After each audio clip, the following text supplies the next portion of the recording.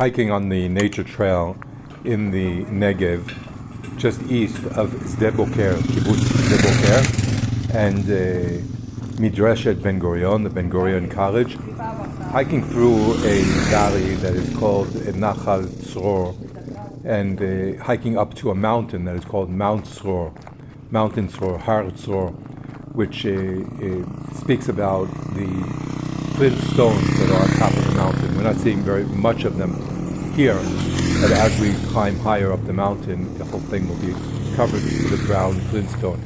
And passing us on this road, we see these dirt bikes, and we'll see some ATVs coming towards us, and so much dust that they're lifting up from the ground.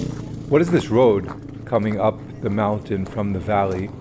This in Hebrew is known as Tzeror Valley. It's the oil road.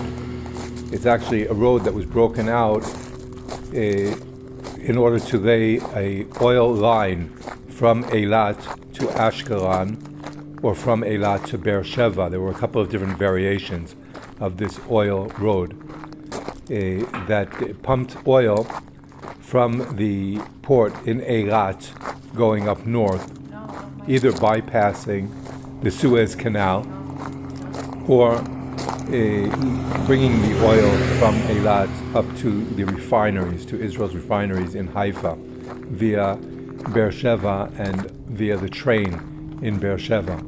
This is a work that was done from the beginning years of the state of Israel, 1950s, and then through the early 70s.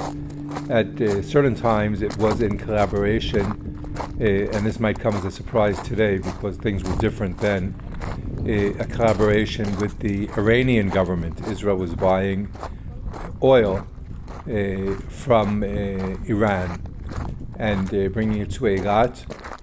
And during those same years, the Suez Canal was closed off because of the hostilities between Israel and the Egyptians.